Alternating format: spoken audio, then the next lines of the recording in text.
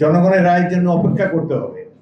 তারা তাদের ম্যানিফেস্টো দিয়ে নির্বাচনী ম্যানিফেস্টোতে তাদের যাবতীয় কর্মকাণ্ডের কথা প্রচার করতে পারে।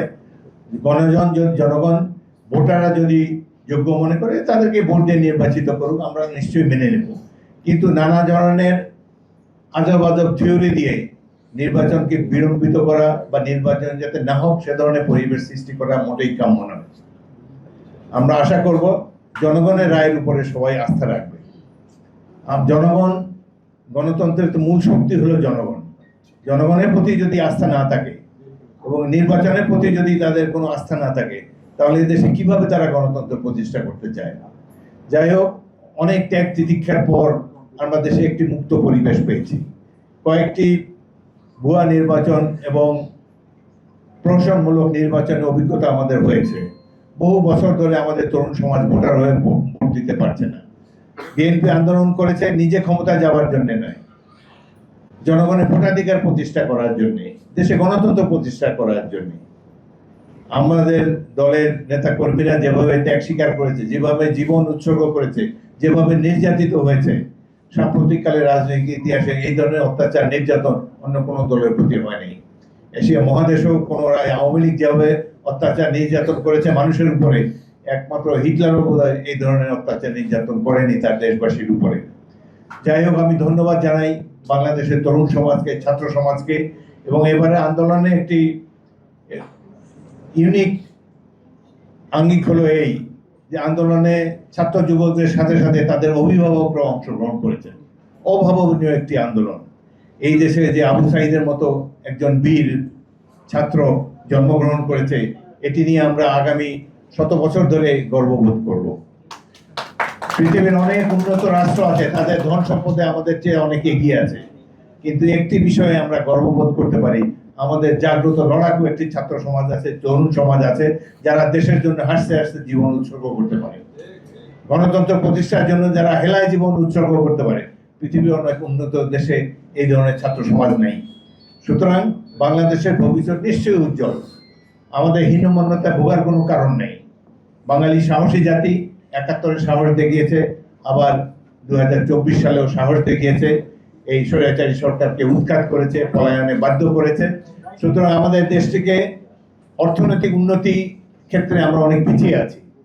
এই ক্ষেত্রেও অর্থনৈতিক উন্নয়নও আমরা অ্যাচিভ করতে সক্ষম হব, কারণ আমাদের একটি সবল জনগোষ্ঠী রয়েছে।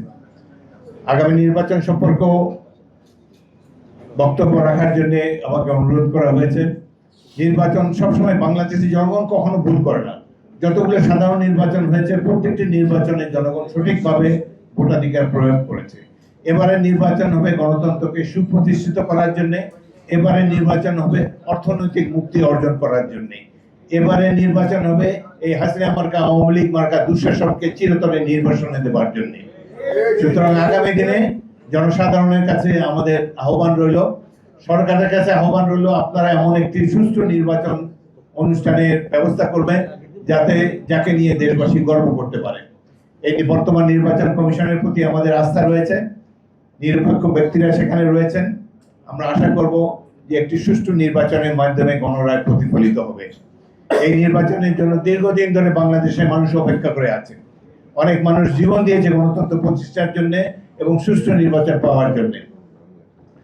এই নির্বাচনে ফলে বাংলাদেশ অর্থনীতি গভীর শক্ত ভিত্তির উপর প্রতিষ্ঠিত হবে আমরা আশা করি। আরেকটি জিনিস হলো, বর্তমান সরকারের কাছ থেকে আমরা আশা করেছিলাম যে পুলিশ বাহিনী সংস্কার করবে। এই দেশের পুলিশ বাহিনী একটি পেটোয়া বাহিনীতে পরিণত হয়েছিল, বাংলাদেশ একটি পুলিশ স্টেটে পরিণত হয়েছিল। কিন্তু এই 1 বছর অতিক্রান্ত হলো, পুলিশ বাহিনীর মধ্যে কোনো সংস্কার করা হয়নি এবং এই বাহিনী সঠিকভাবে একটি নির্বাচন করতে পারবে কিনা এই নিয়ে জনমনের সন্দেহ রয়েছে। ইতিমধ্যে স্বরাষ্ট্রমন্ত্রী বলেছেন যে র্যাবকে নির্বাচনের দায়িত্ব দেওয়া যাবে না। সুতরাং এই বাহিনীকে রাখা হলো কেন? বিএনপিতে যে একটি সংস্কার, পুলিশ সংস্কারের জন্য একটি কমিটি করে দেওয়া হয়েছিল, আমি সেই কমিটির আহ্বায়ক ছিলাম। আমরা সুপারিশ করেছিলাম এই র্যাবকে বিলুপ্ত করে দেওয়ার জন্য। এত কলঙ্ক তারা লেপন করেছে জাতির কপালে এবং এত অত্যাচার নির্যাতন বিভিন্ন দেশের বিভিন্ন অঞ্চলে তারা করেছে, এই বাহিনী সম্পর্কে উপযুক্ত কঠিন ব্যবস্থা নেওয়া উচিত ছিল, কিন্তু সেই ধরনের কোনো ব্যবস্থা আমরা দেখতে পাচ্ছি না। এই তত্ত্বাবধায়ক সরকার, অন্তর্বর্তীকালীন সরকার, প্রফেসর ইউনূস এবং অন্য যারা আছেন তারা নিঃসন্দেহে ভালো লোক, তারা কৃতি পুরুষ, কিন্তু রাজনীতির একেবারেই অনভিজ্ঞ। অবশেষে যে তাদের বোধোদয় হয়েছে যে নির্বাচিত সরকার ছাড়া বাংলাদেশের জনগণের এই সমস্যা কেউ সমাধান করতে পারবে না, দেরিতে হলেও তারা উপলব্ধি করেছেন। এবং প্রফেসর ইউনূস আমাদের নেতা তারেক রহমানের সাথে বৈঠকে বসে লন্ডনে নির্বাচনে যে প্রতিশ্রুতি দিয়েছিলেন ফেব্রুয়ারি মাসের প্রথমার্ধে নির্বাচন হবে, এই প্রতিশ্রুতি পালন করার জন্য আমি প্রফেসর ইউনূসকে আন্তরিক ধন্যবাদ ও কৃতজ্ঞতা জানাচ্ছি।